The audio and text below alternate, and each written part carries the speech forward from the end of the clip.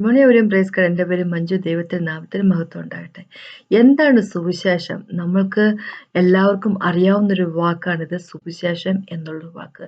എന്താണ് സുവിശേഷം? അല്ലെ, ബൈബിളിൽ പറഞ്ഞിരിക്കുന്നത് ദൈവത്തിൽ നിന്നുള്ള സുവിശേഷവുമുണ്ട്, മനുഷ്യനാൽ നിർമ്മിതമായിരിക്കുന്ന സുവിശേഷവുമുണ്ട്.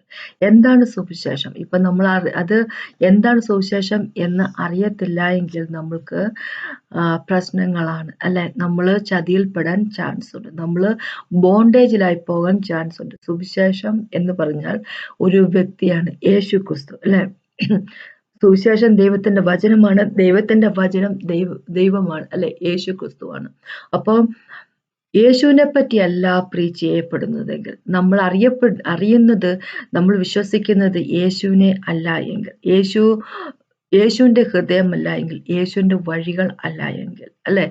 ബൈബിൾ ദൈവം പറഞ്ഞിരിക്കുന്ന കാര്യങ്ങളിലെല്ലാം നമ്മൾക്ക് വിശ്വാസമില്ല. നമ്മൾ പോലും അറിയാതെ നമ്മൾ കേൾക്കുന്ന പല പ്രീച്ചേഴ്സിൻ്റെ പ്രീച്ചിങ്ങിൽ നിന്നും, പല പാസ്റ്റർമാരെ പ്രീച്ചിങ്ങിൽ നമ്മൾ കേൾക്കുന്ന റിയലായിട്ടുള്ള വേർഡല്ല എങ്കിൽ, റിയലായിട്ടുള്ള സുവിശേഷമല്ല എങ്കിൽ, നമ്മൾ ബോണ്ടേജിലായി പോവുക തന്നെ ചെയ്യും, അല്ലെ? അപ്പോൾ ബന്ധനത്തിലായി പോവുക തന്നെ ചെയ്യും. അപ്പം അതുകൊണ്ടാണ് ദൈവം നമ്മളോട് വാൺ ചെയ്തിരിക്കുന്നത്.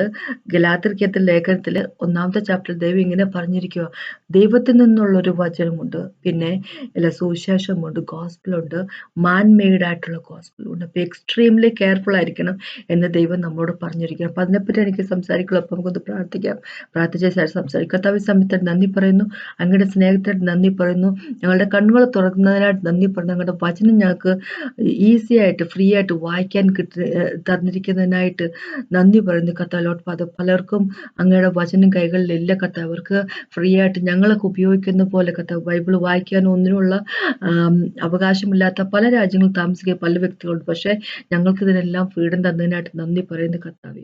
Thank you Jesus master. Praise and worship you might. അങ്ങയുടെ വചനം എത്രയും പെട്ടെന്ന് എല്ലാ സ്ഥലങ്ങളിലും എത്തിച്ചേരട്ടെ എന്ന് അപേക്ഷിക്കുന്നു കർത്താവെ. അങ്ങയുടെ മക്കളുടെ കണ്ണുകൾ തുറക്കണം കർത്താവ്. ഒരാൾ പോലും ബോണ്ടേജിലായി പോകില്ല കർത്താവ്. Thank you Jesus master. യേശുവിൻ നാമത്തിനാമേ. ഇന്ന് ഞങ്ങളോട് സംസാരിക്കണം യേശുവിൻ നാമത്തിനാമേ. നമുക്കിന്ന് ഗലാത്യർക്കെഴുതിയ ലേഖനത്തിലേക്ക് ഇപ്പം ഗലാത്യർക്കെഴുതിയ ലേഖനത്തിലെ 1-ാമത്തെ ചാപ്റ്ററിന്റെ 6 തൊട്ട് 12 വരെയുള്ള വാക്കുകളൊന്ന് വായിക്കിയത് എല്ലാവർക്കും വളരെയധികം അറിയാവുന്ന വാക്കുകളാണ്. പക്ഷെ എന്നാലും പെട്ടെന്നൊന്ന് വായിക്കുവാണ്. ഗലാത്യറിന്റെ 1-ന്റെ 6 തൊട്ട് 12 വരെയുള്ള വാക്കുകൾ ഇങ്ങനെ പറഞ്ഞിരിക്കുന്നു: ക്രിസ്തുവിന്റെ കൃപയാൽ നിങ്ങളെ വിളിച്ചവനെ വിട്ട് നിങ്ങൾ ഇത്ര വേഗത്തിൽ വേറൊരു സുവിശേഷത്തിലേക്ക് മറിയുന്നത് കൊണ്ട് ഞാൻ ആശ്ചര്യപ്പെടുന്നു, അല്ലെ? ഇവിടെ വേറൊരു സുവിശേഷത്തെ പറ്റി പോൾ പറയുവാണ്. അപ്പൊ പോളാണ് ഗലാത്യർക്ക് ഈ ലേഖനം എഴുതിയിരിക്കുന്നത്. ഗലാത്യർ എന്ന് പറയുമ്പോൾ ഒരു ചർച്ചല്ല, പല ചർച്ചകളാണ്. അപ്പൊ ഇങ്ങനെ പറഞ്ഞിരിക്കും: ക്രിസ്തുവിന്റെ കൃപയാൽ നിങ്ങളെ വിളിച്ചവനെ വിട്ട് നിങ്ങൾ ഇത്ര വേഗത്തിൽ വേറൊരു സുവിശേഷത്തിലേക്ക് മറിയുന്നത് കൊണ്ട് ഞാൻ ആശ്ചര്യപ്പെടുന്നു. അത് വേറൊരു സുവിശേഷം എന്നല്ല, ചിലർ നിങ്ങളെ കലക്കി ക്രിസ്തുവിന്റെ സുവിശേഷം മറിച്ചു കളയുവാൻ ഇച്ഛിക്കുന്നു എന്നത്ര. അപ്പൊ ക്രിസ്തുവിന്റെ സുവിശേഷമുണ്ട്, മനുഷ്യരുണ്ടാക്കുന്ന സുവിശേഷവുമുണ്ട്, അല്ലെ? മനുഷ്യരെ, വിശ്വാസികളെ കലക്കി കളയാൻ വേണ്ടി ഉണ്ടാക്കി എന്താ പറയുന്നത്, ഫാബ്രിക്കേറ്റ് ചെയ്തിരിക്കുന്ന സുവിശേഷങ്ങളും അവൈലബിൾ ആണെന്ന് ചുരുക്കം. 8-ാമത്തെ വാക്കോട്ട് പറയും: എന്നാൽ ഞങ്ങൾ നിങ്ങളോട് അറിയിച്ചതിനു വിപരീതമായി ഞങ്ങൾ ആകട്ടെ, സ്വർഗത്തിൽ നിന്ന് ഒരു ദൂതനാകട്ടെ നിങ്ങളോട് സുവിശേഷം അറിയിച്ചാൽ അവൻ ശപിക്കപ്പെട്ടവൻ. ഞങ്ങൾ മുൻപറഞ്ഞതുപോലെ ഞാൻ ഇപ്പോൾ പിന്നെയും പറയുന്നു, നിങ്ങൾ കൈക്കൊണ്ട സുവിശേഷത്തിന് വിപരീതമായി ആരെങ്കിലും നിങ്ങളുടെ സുവിശേഷം അറിയിച്ചാൽ അവൻ ശപിക്കപ്പെട്ടവൻ. ഇപ്പോൾ ഞാൻ മനുഷ്യരെയോ ദൈവത്തെയോ സന്തോഷിപ്പിക്കുന്നത് അല്ല, ഞാൻ മനുഷ്യരെ പ്രസാദിപ്പാൻ നോക്കുന്നുവോ? ഇന്നും ഞാൻ മനുഷ്യരെ പ്രസാദിപ്പിക്കുന്നു എങ്കിൽ ക്രിസ്തുവിന്റെ ദാസനായിരിക്കുകയില്ല.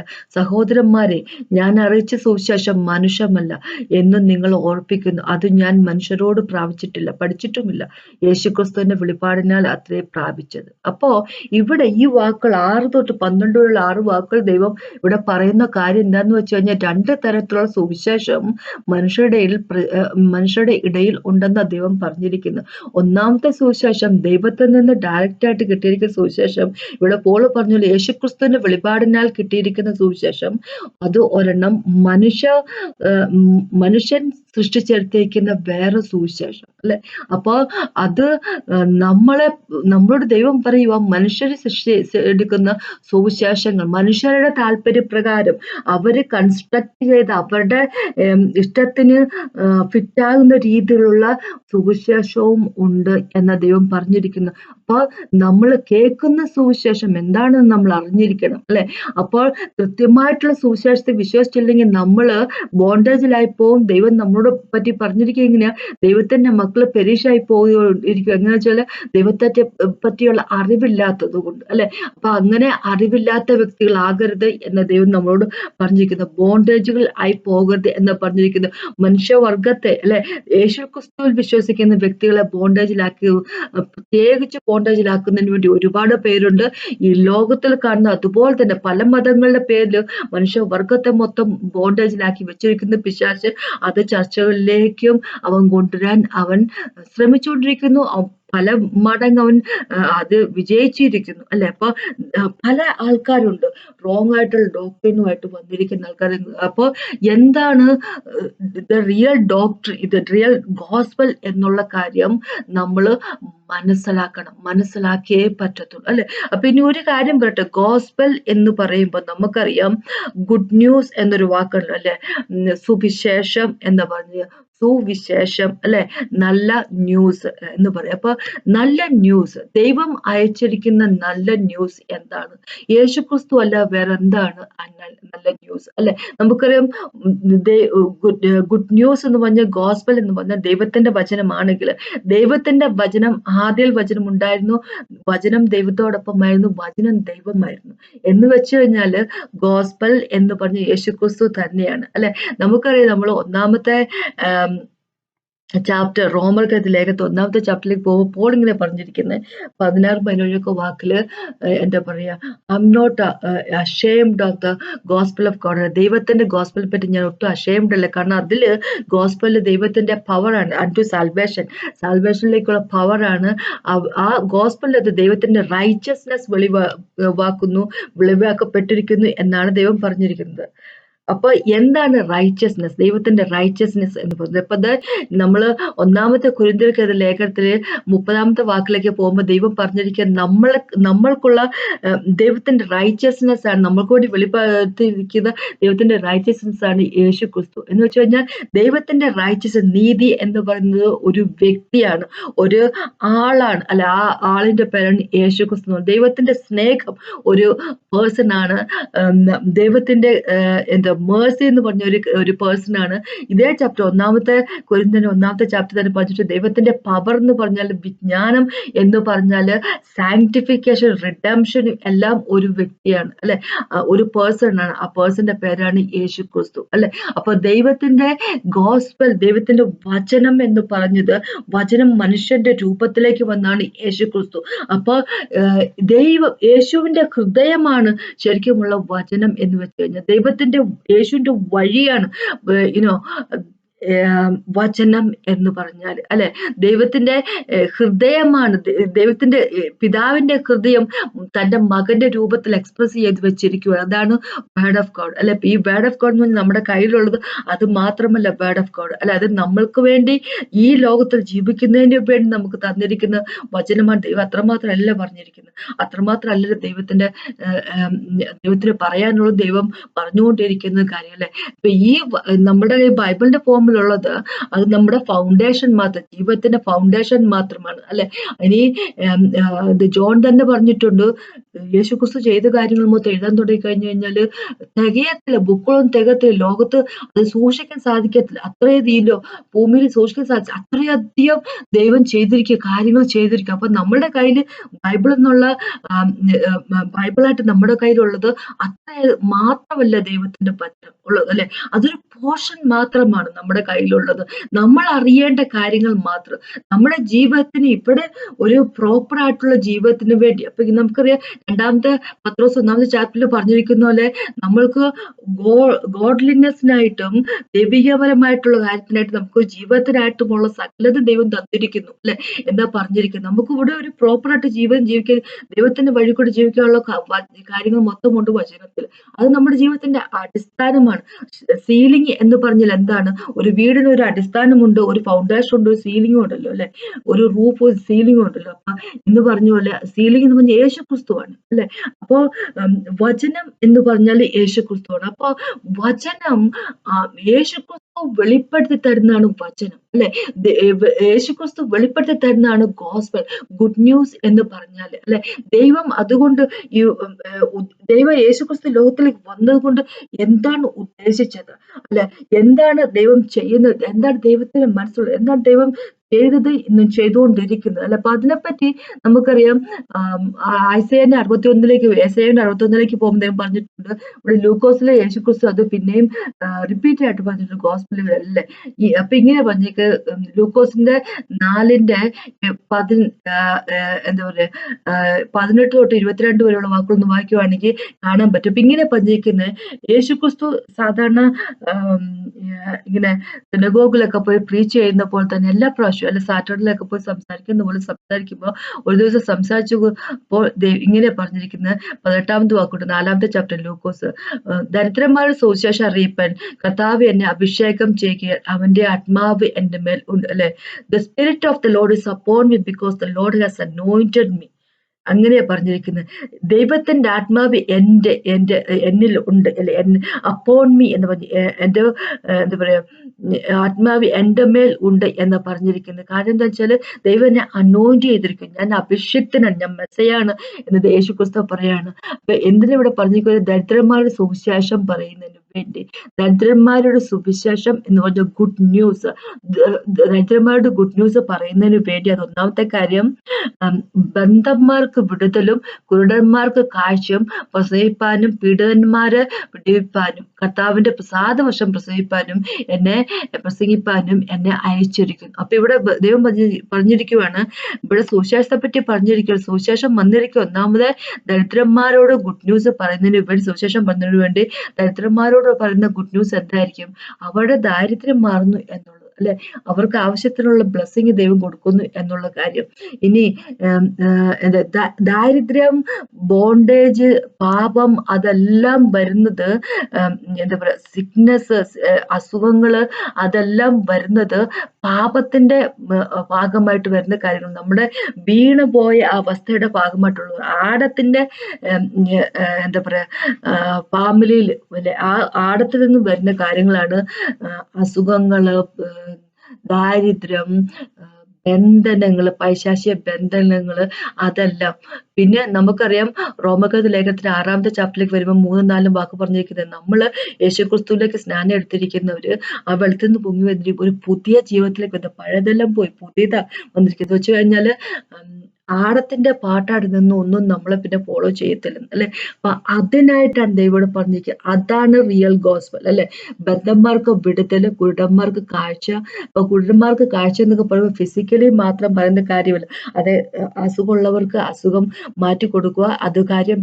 ബന്ധനമുള്ള വ്യക്തികളെ വീണ്ടെടുക്കുക, അവരെ ബന്ധത്തിൽ നിന്ന് മോചിപ്പിക്കുക, അതൊരു കാര്യം. ഫിസിക്കലി നടക്കുന്ന കാര്യം. അതോടൊപ്പം തന്നെ ഫിസിക്കൽ തന്നെ സ്പിരിച്വലി നടക്കുന്ന കാര്യം. കണ്ണ് കാണുന്ന ഇരുട്ടായിരുന്നു, നമ്മുടെ കണ്ണിലൊക്കെ ഇരുട്ടായിരുന്നു. യേശുക്രിസ്തുവിലേക്ക് വരുന്നതിന് മുമ്പ് ആ ഇരുട്ടെല്ലാം മാറ്റി കളഞ്ഞുകൊണ്ട് അല്ല വെളിച്ചമാക്കി, നമ്മുടെ ഉള്ളിൽ വെളിച്ചം ഇല്ലായിരുന്നു. എഫേസ്യർ ലേഖനത്തിൽ 5ാമത്തെ ചാപ്റ്റർ 8 പറഞ്ഞു, നമ്മുടെ ഉള്ളിന്റെ ഉള്ളിൽ മുഴുവൻ ഇരുട്ടായിരുന്നു, അവിടെ നിന്നുള്ള ഇരുട്ട് മാറ്റിക്കൊണ്ട് നമ്മളെ വിടുവിച്ചിരിക്കുന്നു യേശുക്രിസ്തു അല്ലെ. പിന്നെ ഭക്തന്മാർക്ക് വിടുതലും കുരുടന്മാർക്ക് കാഴ്ചയും പ്രസംഗിപ്പാനും പീഡിതന്മാരെ വിടുവിച്ചയപ്പാനും ക്രിസ്തുവിന്റെ പ്രസാദവശം അല്ലെ, ഇയർ ഓഫ് ജൂബിലി ആണെന്ന് വശം പ്രസംഗിക്കാൻ എന്നെ അയച്ചിരിക്കുന്നു. അപ്പൊ ഇതാണ് ഗോസ്പൽ അല്ലെ, ഇതാണ് ഗോസ്പൽ. അപ്പൊ ഇത് കേട്ട് കഴിഞ്ഞപ്പോഴേക്കും ഈ ഗ്രേഷ്യസ് ആയിട്ടുള്ള ഇവിടെ ഇങ്ങനെ പറഞ്ഞിരിക്കുന്നത്, പിന്നെ അവൻ പുസ്തകം മടക്കി 20ാമത്തെ വാക്ക്, പുസ്തകം മടക്കി ശുശ്രൂഷകന്മാർക്ക് തിരികെ കൊടുത്തിട്ട് ഇരുന്നു. പള്ളിയിലുള്ള എല്ലാവരുടെയും കണ്ണ് അവങ്കിൽ പതിഞ്ഞിരുന്നു. അവൻ അവരോട്, ഇന്ന് നിങ്ങൾ എന്റെ വചനം കേൾക്കുകയിൽ ഈ തിരുവഴുത്തിൽ നിവൃത്തി വന്നിരിക്കും എന്ന് പറഞ്ഞു തുടങ്ങി.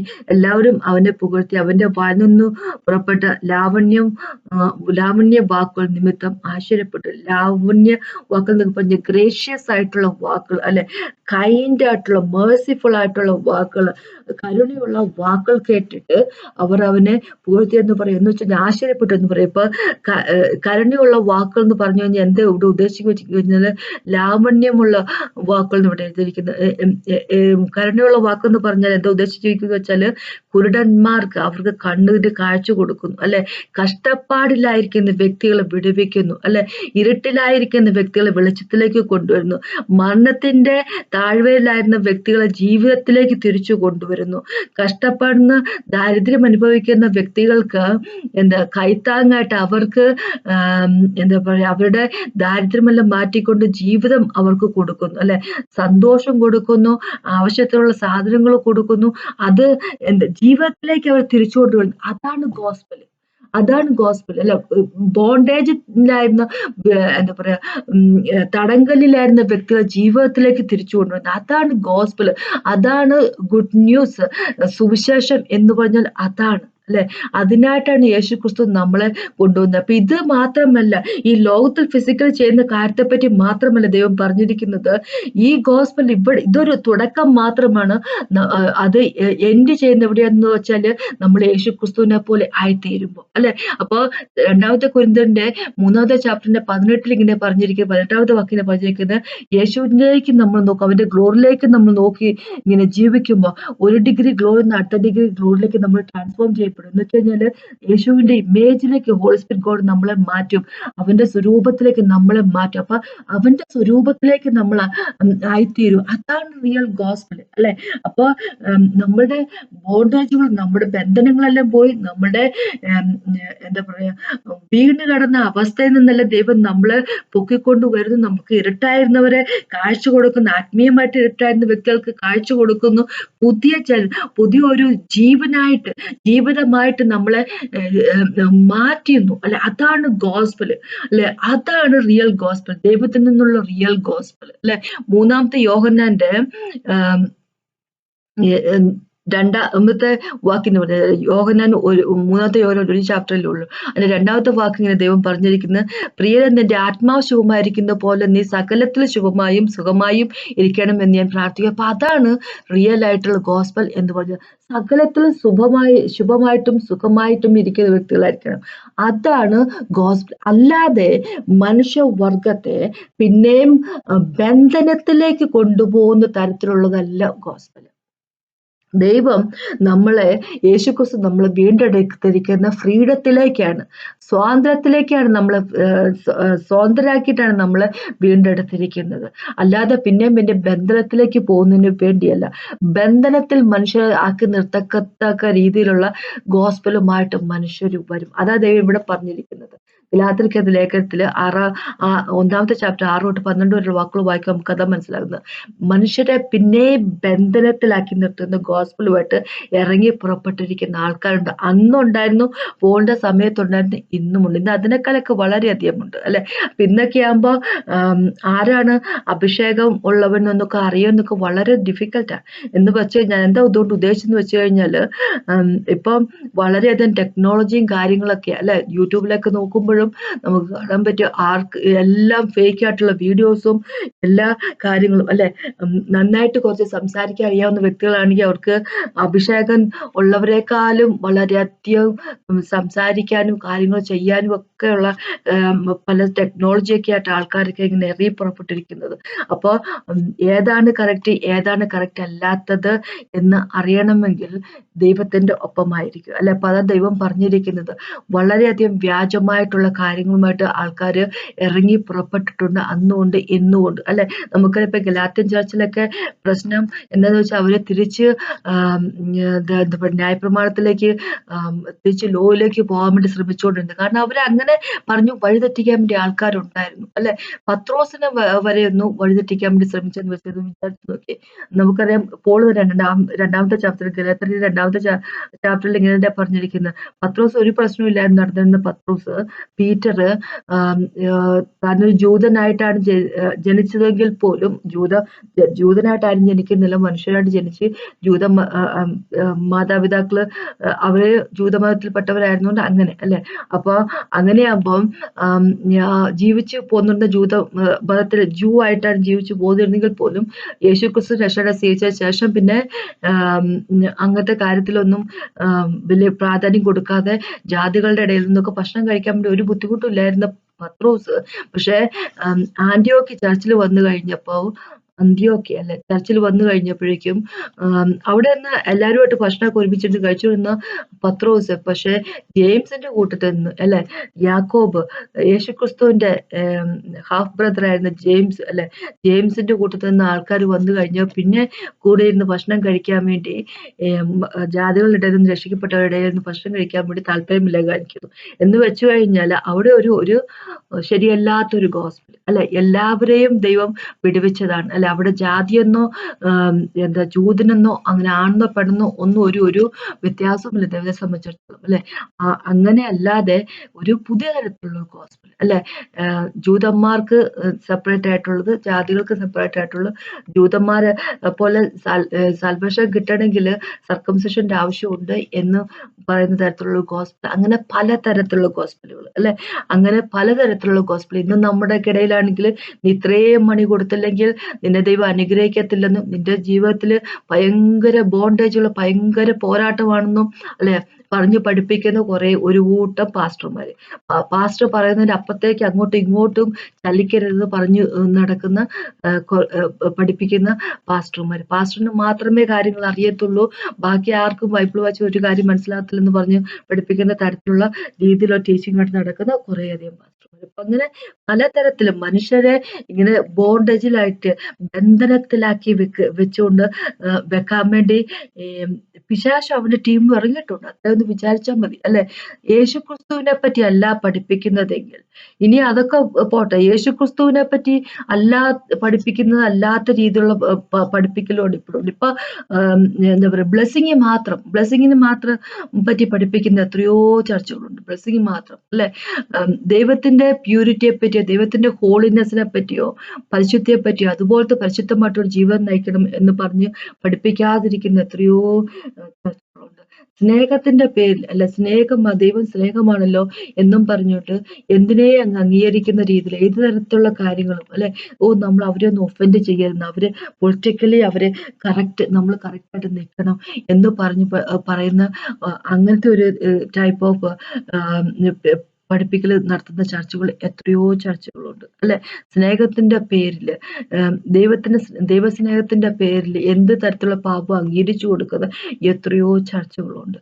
അപ്പൊ അതാ ദൈവം പറയുന്നത്, മനുഷ്യനിർമ്മിതമായിരിക്കുന്ന എന്താ പറയുന്നത് ഗോസ്പലുകൾ ഒരുപാടുണ്ട്. ഇന്ന് നമ്മുടെ ചർച്ചകളിലേക്കൊക്കെ നോക്കുമ്പോൾ എത്ര പേര് ദൈവത്തിന്റെ യേശുക്രിസ്തുവിന് വേണ്ടി സഹിക്കുന്നതിനെ പറ്റി പഠിപ്പിക്കുന്നുണ്ട്. അതൊന്നും ഇന്നില്ല അല്ലെ.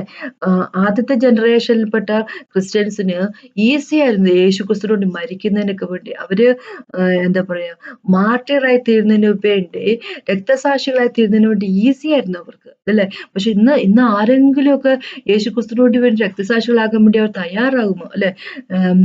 യേശുവിനോട് നിൽക്കാൻ, ഈ സമൂഹത്തിൽ സ്ട്രോങ് ആയിട്ട് നിൽക്കാൻ വേണ്ടി എത്ര പേര് തയ്യാറാകുന്നുണ്ട്.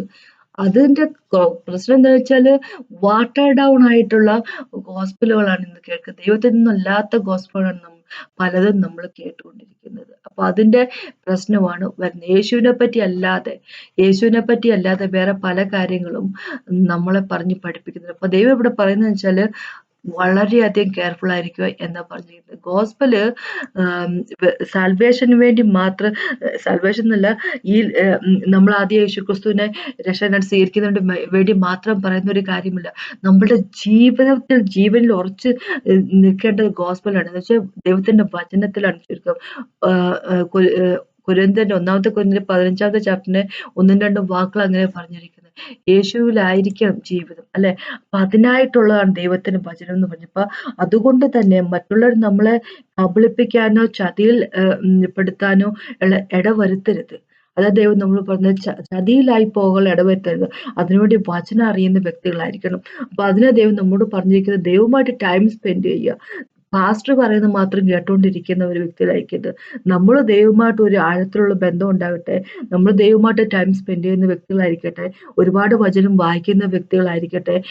വചനത്തിൽ അറിവുള്ള വ്യക്തികളാകട്ടെ. റെവലേഷൻസ് അല്ലെ. അപ്പൊ ഇപ്പൊ തന്നെ പോള് പറഞ്ഞപ്പോ ഗലാത്യരുടെ 1:12 ഇങ്ങനെ പറഞ്ഞിരിക്കുന്നത്, ഇത് ഞാൻ മനുഷ്യരോട് പ്രാപിച്ചിട്ടില്ല, പഠിച്ചിട്ടില്ല. യേശുക്രിസ്തുവിന്റെ വെളിപാടിനാൽ അത്രേ പ്രാപിച്ചു. അപ്പൊ യേശുക്രിസ്തു വെളിവാക്കി കൊടുക്കുകയാണ് പോളിന്. അപ്പൊ പോളിന് വെളിവാക്കി കൊടുത്തു. പോൾ അപ്പോസ്തലനായതുകൊണ്ട് എന്ന് പറഞ്ഞിട്ട് ഇരുന്നിട്ട് കാര്യമില്ല. കാരണം വെച്ചാല് ദൈവത്തെ സംബന്ധിച്ചിടത്തോളം ഇത് 2ാമത്തെ ചാപ്റ്ററിൽ തന്നെ പോള് പറഞ്ഞിട്ടുള്ള കാര്യം എന്ന് വെച്ചാല് ദൈവത്തെ സംബന്ധിച്ചിടത്തോളം ഒരാള് വലിയവനും മറ്റൊരാള് ചെറിയവനും അങ്ങനത്തെ ഒരു വ്യത്യാസമില്ല. ദൈവത്തിന് പാർഷ്യാലിറ്റി ഇല്ല അല്ലെ.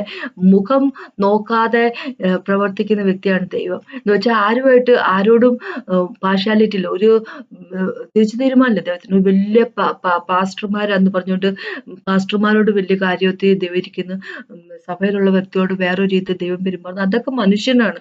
ദൈവം അങ്ങനെയൊന്നുമല്ല. എല്ലാവരോടും ഒരുപോലെയാണ്. ദൈവത്തെ സംബന്ധിച്ചിടത്തോളം എല്ലാവരും ഒരുപോലെയാണ് അല്ലെ. ഒരേപോലെ സ്നേഹമാണ്. പിന്നെ പാസ്റ്റർമാരും പ്രീച്ചർമാരൊക്കെ അവരെ ആക്കിയിരിക്കുന്നത് നമ്മൾക്ക് വേണ്ടി വർക്ക് ചെയ്യുന്നതിന് വേണ്ടി അവരെ അങ്ങനെ ആക്കി വെച്ചിരിക്കുന്നത്. അവരത് ഓഫീസ് വർക്ക് കൊടുത്തിരിക്കുന്നത് അത് അത്ര മാത്രമല്ല. അപ്പൊ നമുക്ക് എല്ലാവർക്കും പൊതുവേ തന്നിരിക്കുന്ന ഒരു വർക്കാണ് ദൈവത്തിന് വേണ്ടി ഡിസൈപ്പിൾസിനെ അല്ലെ ശിഷ്യന്മാരെ ഉണ്ടാക്കുക എന്നുള്ളത്. അതെല്ലാവരോടും പറഞ്ഞിരിക്കുന്ന കാര്യമാണ്. അത് നമ്മൾ ചെയ്യുക തന്നെ വേണം. അപ്പൊ അങ്ങനെയാകുമ്പോൾ എന്താ പറയുക, പാസ്റ്റർ പഠിച്ച് വചനം പറഞ്ഞോളൂല്ലോ എന്ന് പറഞ്ഞു ഇരിക്കുന്ന വ്യക്തികളാകരുത്.